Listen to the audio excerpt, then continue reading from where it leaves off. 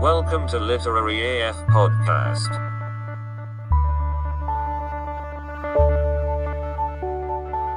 Hi, I'm Dan Carlin, and this is Hardcore History. I didn't even try to do his voice. I'm sorry. Yeah, Welcome to Literary AF. My name is Sheldon. I'm Danny. And we are here today to talk about movies. I mean, books. Yep, books. Actually, this one's both. Yeah, I guess it is. That did come out like last year, didn't it? Yeah, it had Jonathan Depp. Lady I was trying to think of one for Daisy Ridley, but Daisy is not short for anything. Yeah, no. And others. I am talking about, of course, Murder on the Orient Express by Agatha Christie. Mm-hmm. Dame Agatha Christie? What's the lady equivalent of Sir? Lady, I guess? Lady? Oh, yeah. Lady? Or dame. She might be a dame. She might be a dame. Okay, I can Google that. You can keep talking. She is definitely a dame. It is often hailed as one of the best murder mysteries of all time. She's a dame. Dame Agatha Mary Clarissa Christie. She is an absolute dame. It's hailed as one of the best murder mysteries of all time. I had never read it or seen any of the movies, so it's totally fresh to me. Almost totally fresh. I've familiar with other Agatha Christie stuff, and I feel like her endings have a similar feel to them. Okay. Of where everything's a twist, and you're like, oh, okay. But yeah, let's. Have you read it, Danny? No, I haven't actually. I haven't read it. I haven't seen the movie. Oh my gosh, this will be exciting. Totally fresh. Yep. All right. Well, the story starts in a place that is, I believe it starts in the Middle East. It's mostly takes place around in Turkey area because they're constantly talking about Istanbul, which I think is in Istanbul. Okay. Mute whatever sound just came out of there because I bent forward. My couch made a weird noise. I'm just quickly looking up where it takes place. On a train, it says. On a train. The detective Hercule Poirot, or Poirot, if you can't pronounce French, is this little middle-aged dude with a big mustache, who has recently finished up a case. I guess this is book 10 out of 18 or something. Yeah, I think he's it's part of a series. I saw that much. Yeah, I did not know that before. Yeah, I'd actually never heard about that till I saw that you reviewed it on Goodreads and it said book 10 of whatever. Yeah, Istanbul is Istanbul, so I'm not totally foolish. Anyway, he has just finished up his case, I'm guessing from the last book in the series. And he is about to head back home to France by means of a train called the Orient Express. Right. It's the middle of winter. They talk about how the trains aren't so busy that time of year. Basically the people in the cabin are from all over, moving from the Middle East to Europe. And on the first day of the trip, or the first little bit of the trip, he's confronted by this man named Ratchet, who is begging for him to help. He says that there is a small dark, or it's a small dark man with a voice of a woman who has been pursuing him and is trying to kill him. Oh. Yeah, it's kind of a weird detail. Yeah. But then Poirot is like, no, I'm not going to work for you because I don't trust your face. And I thought that was kind of harsh. And sure enough, the next day, it goes into detail what happens that night. He meets a lot of different people on the train. I think there is a total of 12 different people on the train, maybe slightly less than that. He meets most of them. They have little conversations. And then that night, Ratchet is killed. They find him dead, I believe, the next morning. Okay. But there's some they're screaming on the train at night. There's a few different things that kind of Poirot pays attention to and makes note of. They also have hit a major snowdrift because it's winter time, and I think they're in the mountains or something. Right. And they've hit a major snowdrift, and the train is stalled. It can't go anywhere. So they're also far enough away from any train station that they don't believe it could have been a person who got on the train and then escaped into the snow. Okay. So they know that the killer is still somewhere on the train. They talk to the staff and ask them, did anyone leave the train? Because there's like conductors or whatever who sit between each train car, and they like confirm that no one has left that train car.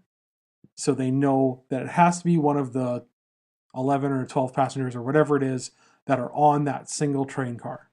Okay. That with Ratchet. So Poirot does some investigating. A lot of this book is like he just calls people in, or he goes into their little room and they sit down and he just like asks them questions. And it's like not so much like, did you do it? It's more like, oh, where were you last night, or what were you doing, or like he finds out like details about the personal life and is trying to like figure out what kind of person they are. This goes on for a really long time. And one thing I'll say about this book is in most murder mysteries, I'm really good at like picking up the clues along the way. Right. And this one, by the end of the interviews, I was like, I don't think it's any of them. Like, there was none who was like, oh, this person's very suspicious. I was like, well, this guy's lying about something, but I don't think it was him.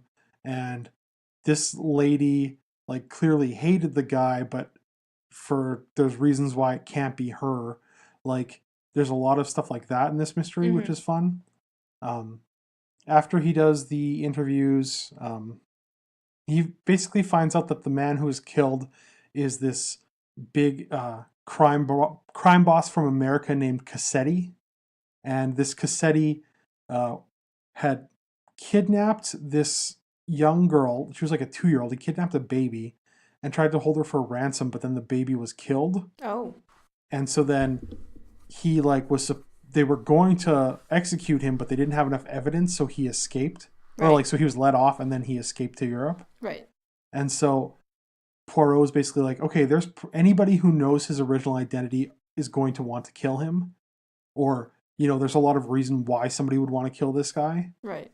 And he's kind of trying to figure out like who could it be. I think there's some evidence left behind the crime scene, like his watch is stopped at exactly 1:45 or 1:15 or something like that. And so they're like, oh, that's the time of death. But then Poirot's like, well, what if he was killed at a different time? And they use that as like part of the staging. Right. The body was covered in like multiple stab wounds, and they're like, well, some of them look like they were deep and very strong. Other of them look very soft. So was this like 2 people attacked him, or is this somebody attacked him with their right hand and then used their left hand to like throw them off? There's stuff like they found a handkerchief with the letter H on it, and there's only 3 passengers that have an H in their name, and none of them seem like it could have been them. And so it's just a lot of stuff like that. And they're like, well, he has 2 people with him, kind of like Dr. Watson with Sherlock. Right. And these 2 people are Dr. Constantine, who is the coroner, and Monsieur Bouc or something, who's just like a local police, I think, but he knows Poirot. Okay. And their whole point in the story is to just seem flabbergasted by everything and to be like, but how is this possible? Or, oh, it must be the Italian because Italians love stabbing. We do love stabbing. That is a well-known fact of Italians. They just love to stab. We're stabby people. So that's like their whole role. And there's at one point when Poirot has like gathered all the evidence, he lays it before them, and he's like, I want you to remain quiet for 10 minutes or 15 minutes or whatever, and just think about all the evidence and then tell me what conclusion you arrive to. And it goes into their perspectives, and they're both such clowns. They're total buffoons. Bouc first thinks about that it must still be the Italian because Italians love to stab, and then he's kind of disappointed because it's like, but it doesn't really look like him. And then he starts thinking about how this will make his career if he can figure it out and all this stuff. The doctor immediately just starts thinking about other stuff, and it ends his section ends with as Poirot calls him back to attention, Constantine looks up unashamed, even though his thoughts were lingering on the pornographic. It's just he immediately starts thinking about sex instead of trying to solve the mystery. So Great. yeah, so it's kind of fun. It's kind of funny at times. Mm-hmm. Poirot's a little interesting dude. Um, I don't want to spoil the ending, but No. the ending is a huge twist. Did it surprise you? Very much. Huh. And most murder mysteries, I can call it like so early on. Interesting. Like even like I've read some Sherlock and I've read some like other stories, and it's like there'll be little clues left along the way, and right away you're like, oh, it's this person. Like, oh, it's got to be the gardener, because why else did they introduce this particular gardener? Right. Even Death Comes to Pemberley, where the ending is like this ridiculous shock. I'm still like, okay, it's the family in the woods, and it's probably the son who is too sick to do anything, because otherwise, why is this like random plot thread here? Right. There's none of that in this book. I was like, I got to the ending, and it was towards the last couple chapters, and after he does the interviews, he does a second round of interviews where he confronts people on things that he thinks they're lying. Right. And on each of them, I was kind of like, oh, yeah, that makes sense. But none of them, I was like, oh, yeah, I called it. It was like, oh, okay, well, I thought this was about something else, but then it turns out no. Like, one of the girls, she denies knowing this English colonel, but Poirot had overheard a conversation between them earlier where it sounds like were very like intimate with each other. Right. And so my prediction was that like it was a red herring where she was maybe like pregnant by him or something, and like was, going to a doctor to get it taken care of or something, or like going discreetly to get rid of it. And because that was just the way the conversation went, was like, well, after this is done, we can figure things out, and we just have to get this taken care of, and then we can move on. And so I was like, oh, I think it's something like this. I think it's just a red herring. But then it turned out to be like a totally different twist. And not saying that those two are the murderers, because it's more like in depth than that. But it's the twist did surprise me with those two, and like multiple other times they'd be like, well, I know this guy's lying, but I have no idea about what. And then it's like, oh, that's a pretty big thing. Like, it was very surprising, and it's hard to describe it without ruining the main twist of the story. Right. But then let's see. I'm trying to think of what I can. I do think too, like one thing I think is a big strength about this book, Poirot has his own personality that's very distinct. I find a lot of murder mysteries try to basically make their hero like Sherlock Holmes every time. Right. Like everybody's like a ripoff of Sherlock, or they're like, even something like Murder She Wrote. Like I remember like watching a couple episodes when I was younger, and she was basically like an old lady version of Sherlock. I've actually never seen that. Oh, it's so good. Yeah. It's about an old lady who lives in this quiet town where people get murdered every single week. Interesting. It's really good. Not so much a quiet town then. Yeah, it's like a quiet town, like the size of Broad and I's hometown. So like it's tiny. Like, yeah, it's tiny. It's like 3,000 to 5,000 people. Right. And people just get murdered every single week. Interesting. No, but Poirot is like, he's kind of like a little bit smarmy, but he's mostly like very polite and very like quiet, and he's like a little particular little man. He reminds me of just like, oh, what's that one professor from Harry Potter? Slughorn? Yeah, maybe a little bit like Slughorn. I was gonna say Flitwick, but I don't remember who that is. Flitwick was the charms professor. He was really small. Small, like SMOL? Yeah. Okay. Yeah, Poirot remind me of the small professor. Okay. Yeah, so I think if I had any like critiques about this book, the ending is, it's not insane because it makes sense. Right. But it's like the twist is so big that like I can't see how anyone reading it could figure it out. Right. And so it's like, I feel like while on the one hand it's like it's great to be shocked by an ending, it's also like half the fun of a murder mystery is being able to piece together the clues along the way. Right. And so like I know one of my favorite murder mysteries is or I don't even know if it's a murder, I think it is the Sherlock Holmes Hound of the Baskervilles. Right. And while reading that, I was still shocked in a few places, but mostly I could like I was like ahead of the curve. I kind of knew like what was going on and like, oh, I think it's these people have something to do with it, or like something will happen to Sherlock, and I was like, oh, there's something important right there.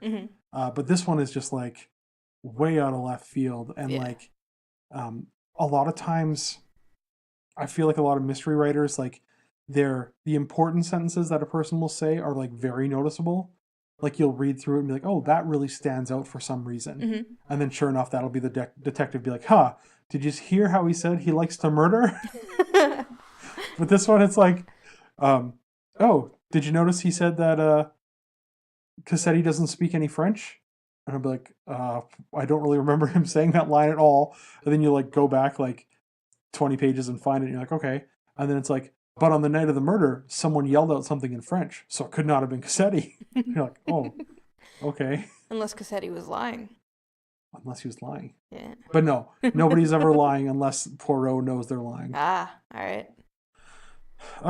Yeah, this is going to be kind of a shorter episode because I don't have much else to say. Is there any questions like you have about it? Well, did you have like any favorite characters or favorite scenes?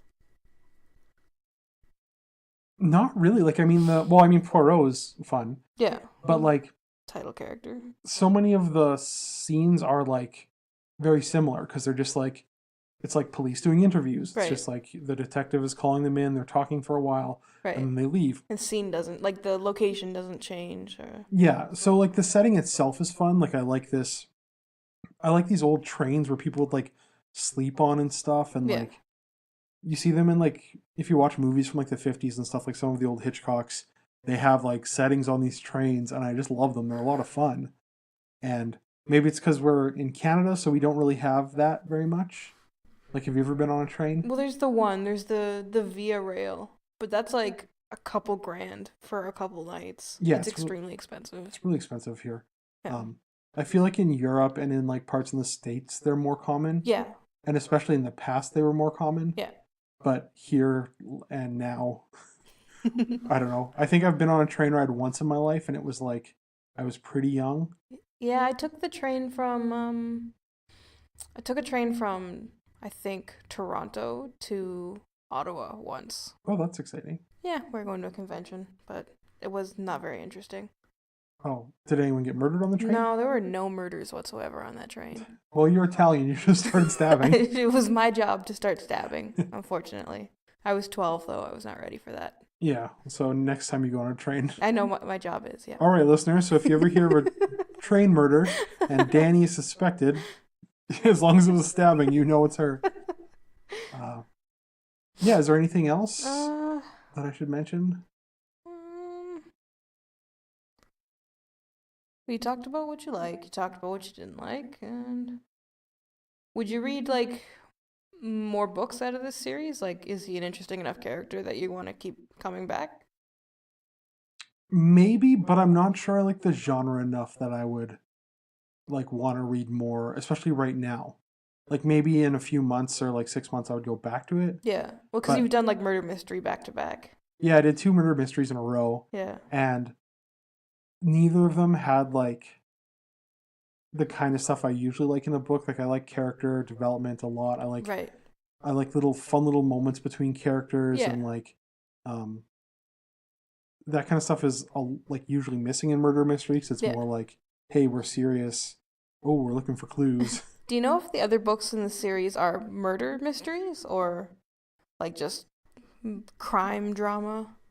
Because if there's a murder mystery everywhere this guy goes, they might want to look into the guy a little bit harder. Yeah, the last book of every detective story, it's always revealed that the detective was the murderer all along. He was doing it the whole time. Yeah. Yeah. I know a lot of Agatha Christie's tales are murder mysteries because that's just kind of the genre. Like, a lot of her titles are like A Murder is Announced, After the Funeral, The Murder of Roger Ackroyd, Death on the Nile, ABC Murders. I see another one that says Death on something. Okay, so yeah, they're all murders. Just death follows him wherever he goes. Death in the Clouds. But that's, the death follows its author wherever she writes. That's... Yeah, I think I don't know. I don't know what I'm going to read next, but I want to get something a little more like lighthearted and fun. Yeah. Um, maybe something like Les Miserables. Oh, good. That's gigantic, isn't it? Yeah, Yeah. I don't know if I'd read it again soon, but it's very good. Yeah. Oh, you know what? We do have a little bit of time. How recent was that drama in the literary drama? There's so much literary drama all the time. The big one that you were like texting me about. There was an issue. This was like 2 months ago. It's actually back in the news again this week. But Perfect. there was an author. Mm-hmm. I'm not even gonna try to remember her name because I'm probably gonna get it wrong. I'm gonna say it was Agatha Christie herself.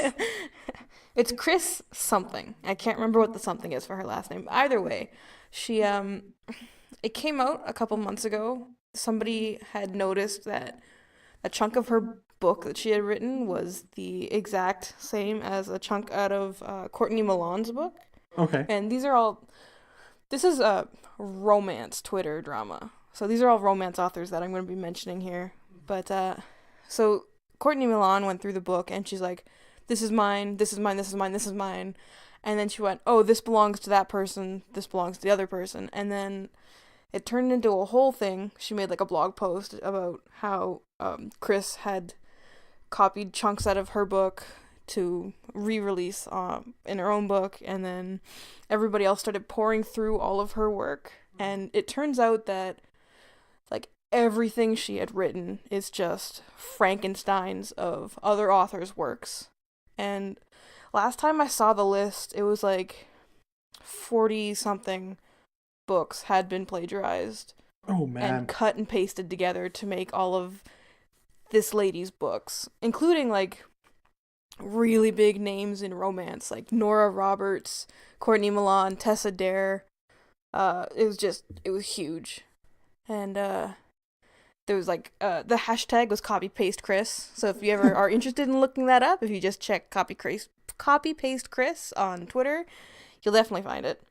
Yeah, we might also this is just an idea. I don't know if we'll actually do it, but I think we could even do an episode where we like go a little more in depth in the drama and like go through the blog posts and go through like some of the authors. And we could definitely do something like that. There's a lot to talk about with that. It's a huge thing. Yeah, we could even like look up chunks of the book and talk about it. That'll be fun. Yeah. Actually, like this week, Nora Roberts came out and she's pursuing legal action against her. So Nora Roberts and other authors are pursuing legal action against copy paste Chris. So see, it's so fun that goes. It's so fun that you like authors who are currently living. Because all of yours are dead. Yeah, if I want to find out about drama, I have to like look in like one of those like anthology books to see that like, oh, Mary Shelley and Percy Bysshe Shelley were hanging out with Lord Byron. I can't remember who their little group was, but yeah, they were hanging out at the summer house one year. It's like, wow.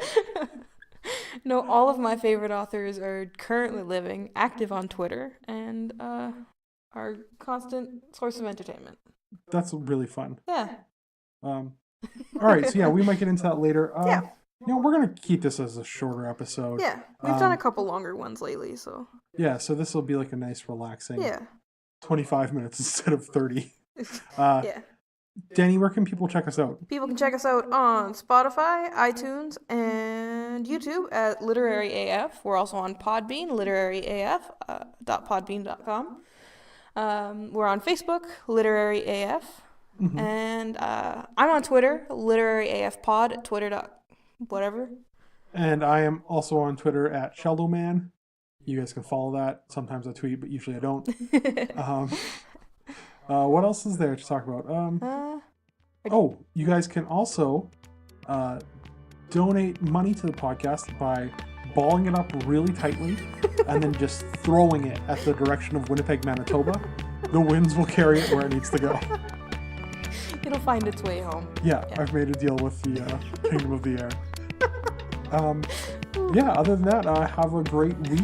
Have a good week. And we'll catch you next time when we talk about books. More books. All right. Yes.